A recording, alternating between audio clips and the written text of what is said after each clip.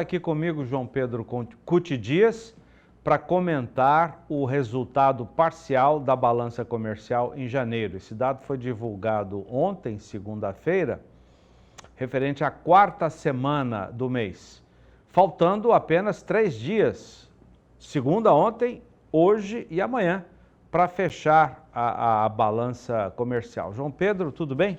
Tudo bem, Zadan? Vamos ver esse assunto que é uma das áreas da economia do Brasil que sempre está indo bem, né?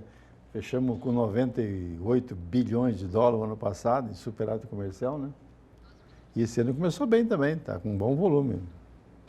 E grande parte desse sucesso na balança comercial... Essa turma que está assistindo a gente se deve aos produtores rurais, né? Se deve às exportações de produtos do agro. Soja continua como grande estrela, João Pedro, minérios também.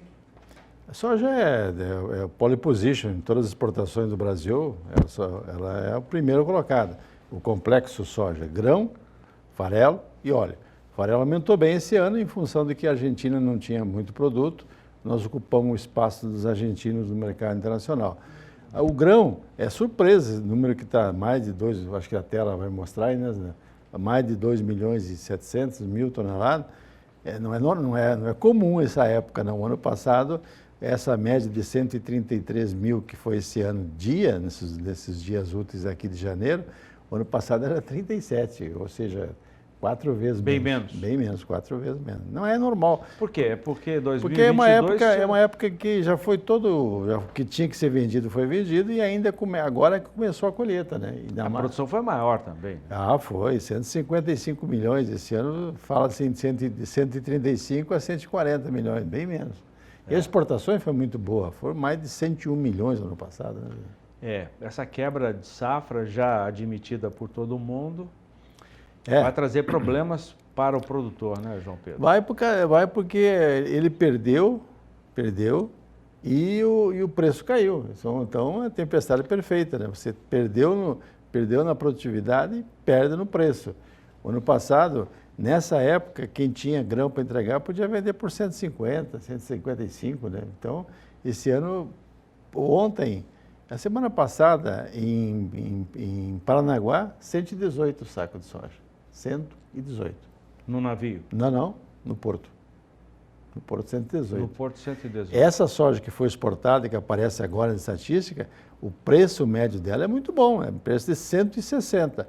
Esses exportadores devem ter fechado o ano passado, ainda num patamar bom de preço, e fechado, agora daqui para frente, para ter uma ideia, é 118 no Porto Paranaguá. É verdade que muita gente teve a oportunidade de vender a 130 e aguardou uma melhora e, de repente, essa melhora não veio? Não veio e você vê uma queda constante. Hoje o mercado trabalha com menos de 13 dólares o bushel, né? Então, caiu, né? Caiu lá fora e aqui também. Porque a expectativa é que a Argentina entre com mais de 52 milhões de toneladas e recupere aquela fatia deles, né? E o Brasil, ainda quebrando a safra, pode chegar a 135, 140 milhões, que é um número alto ainda. E o milho? Bom, o milho esse está caindo, porque o preço que está o preço que o exportador consegue em cima do navio é praticamente inviável hoje o preço caiu muito, o preço caiu em dólar, o preço caiu então o que acontece? Esse milho que está exportando agora já mostra claramente uma redução nas exportações de milho. E lá no Porto 70, você para levar no porto do Centro-Oeste gasta 25. Então inviabiliza. O preço hoje aqui no Centro-Oeste está próximo de 50 reais o saco. E lá no porto, esse milho que foi exportado a 70 reais o saco. Então a tendência daqui para frente que o preço no mercado interno remunere mais que a exportação. Até porque se fizermos uma projeção até o final do ano, deveremos ter um volume menor em relação ao ano passado. Estoque de passagem menor.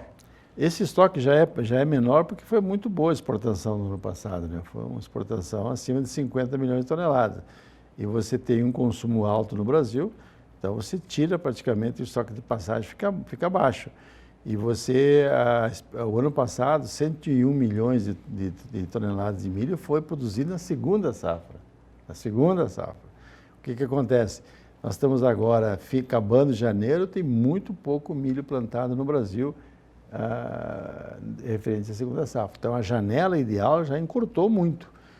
Possivelmente, vamos ver agora em fevereiro como é que se comporta o tempo, ou as chuvas se vierem se normalizarem, mas mesmo assim você corre um risco maior, porque a janela ideal seria até o dia 15 de fevereiro, para a segunda safra. Na segunda safra não poderemos ter uma recuperação, pelo menos em parte, do que foi perdido agora na grande safra de verão? Bom, vamos lá. A segunda safra de milho sempre é bem maior que a safra normal, que a safra de verão, né? Compensaria um pouco a perda que teve? A dificuldade é que você não tem...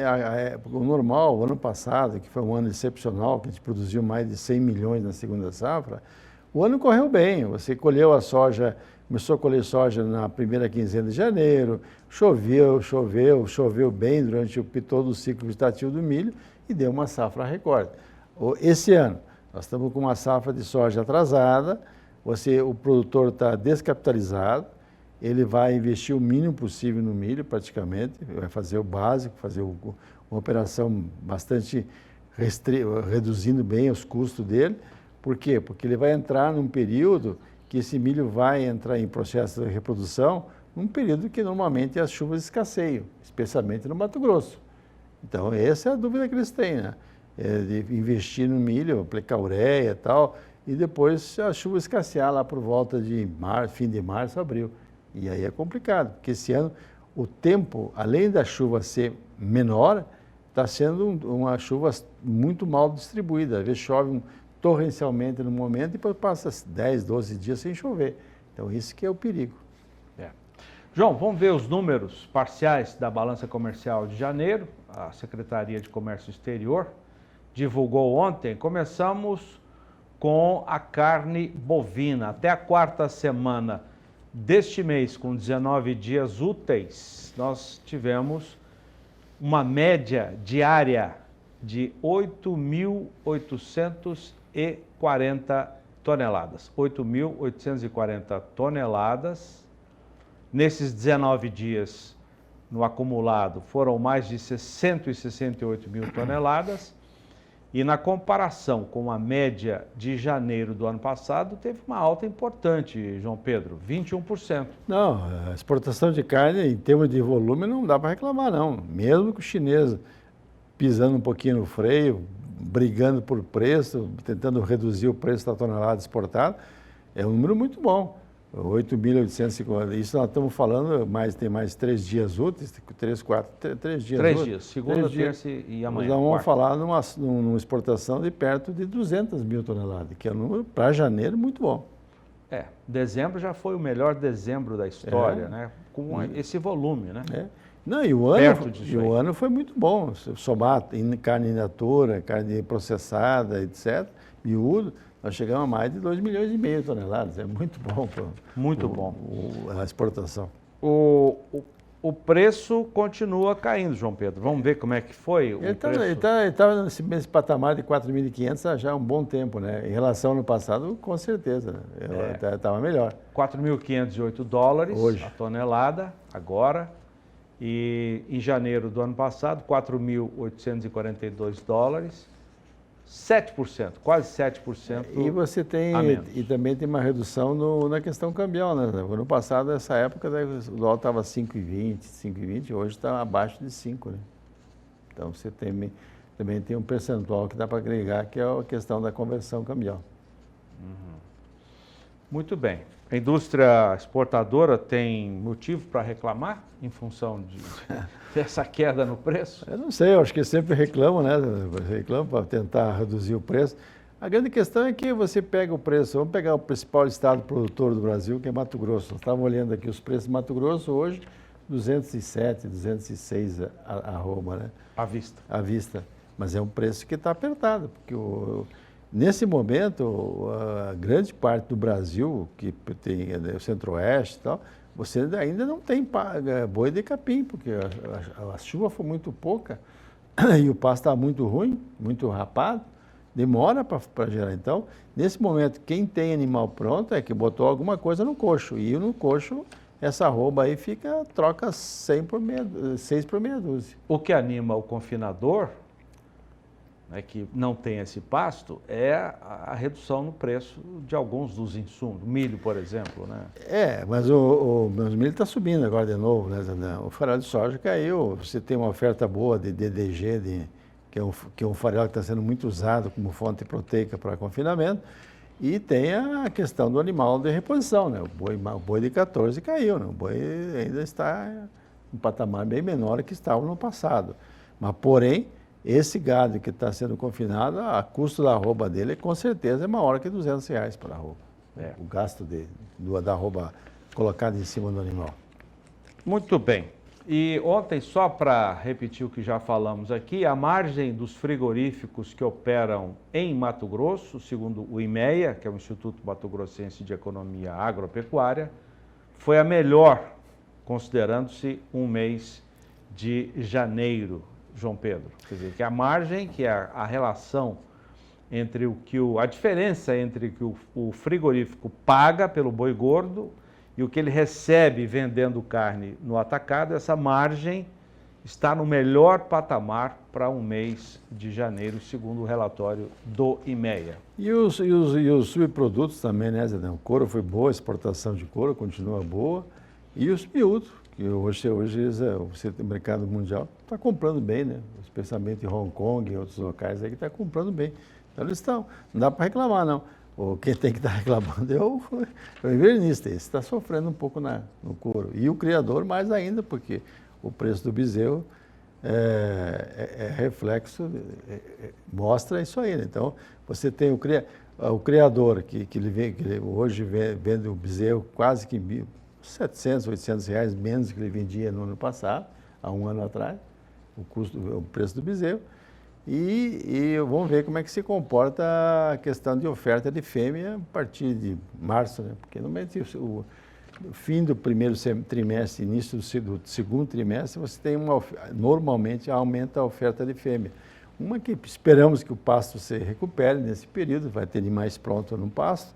E também a questão do criador ter que fazer caixa e aí ele vai vender essa fêmea que está vazia, que não vai parir, que não enxertou, porque esse gado vai entrar no período, entrou no período de monta, não muito bom de estado em função da situação das pastagens.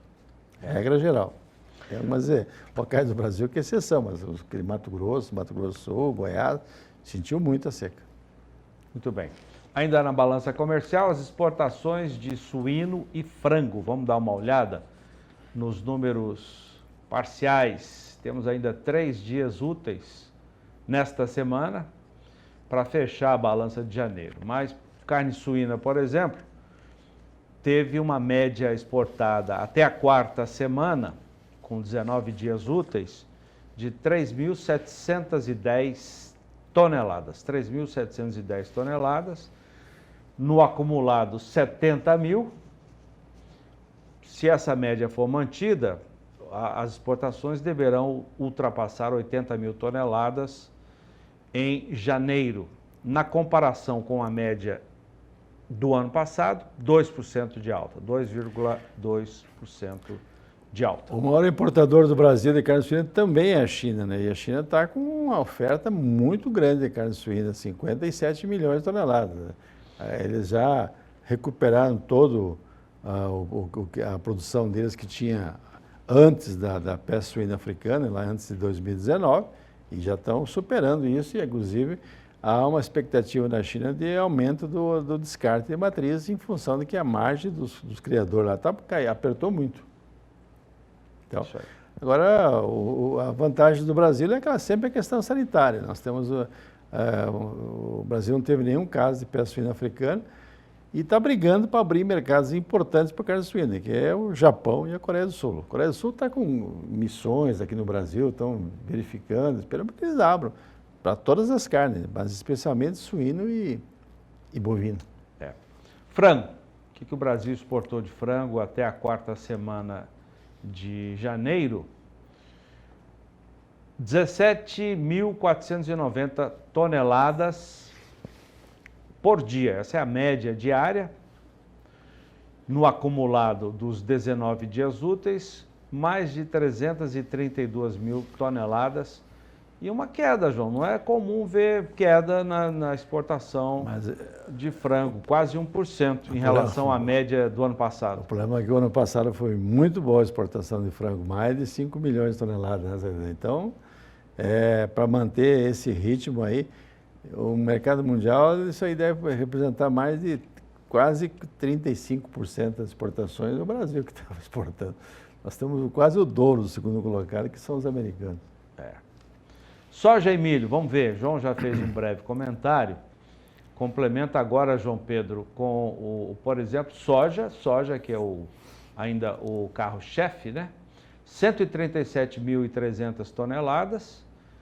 No acumulado dos 19 dias, mais de 2.600.000 toneladas.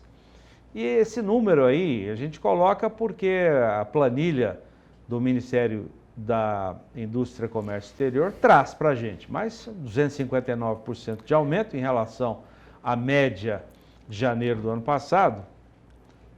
Aqui janeiro não é um mês de exportar soja no Brasil, não. Uma que a colheita está começando agora, né? Isso é limpar os estoques do ano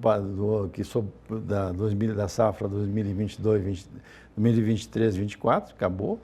E você porque não tem lógica, janeiro não tem muita soja disponível. É que sempre cai muito. Ano passado foi 37 porque mil. A produção do ano passado foi muito boa. Muito boa.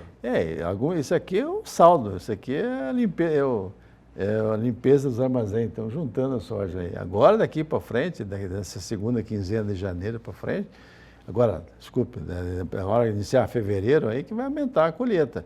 Aqui no estado do Mato Grosso do Sul tem poucas regiões colhidas, a média brasileira está muito baixa ainda, por quê? Porque atrasou o plantio de soja, atrasou muito em função da não chover, calor, então, mas isso aí, e a vantagem, essa exportação foi feita porque o preço que eles tinham conseguido antes, deviam ter travado esse preço antes, dá mais ou menos R$160 por saca de soja em cima do navio. É o preço que está na média do MDIC aí das exportações de janeiro desse ano.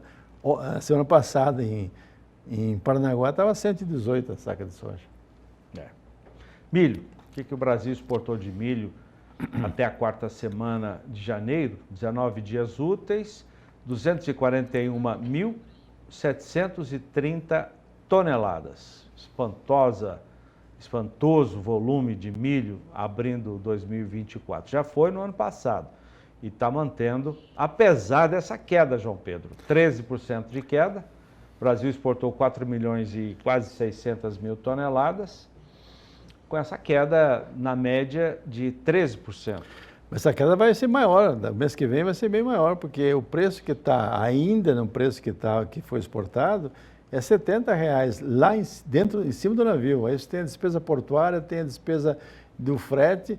Esse preço aí, se você trouxer para o interior do Brasil, o preço que está sendo pago hoje, sendo pago pelo milho no mercado interno, é maior que esse preço, descontando a despesa portuária, descontando o frete até o porto. Então, a tendência... O que você quer dizer? Que o consumo, a opção pelo consumo é aqui dentro? O mercado interno vai pagar mais por esse milho agora. Vai pagar mais, não vai compensar levar até o porto, porque você tem um gasto depende da região, né? Centro-Oeste, para você colocar no porto, mais de R$30 por saco. Então não fecha a conta. R$70 em cima do navio, menos 25, R$30, que é a despesa portuária e mais a despesa do transporte até o porto, traz esse milho para 45. 45 eles vendem aqui no mercado interno. Então, essa é a diferença.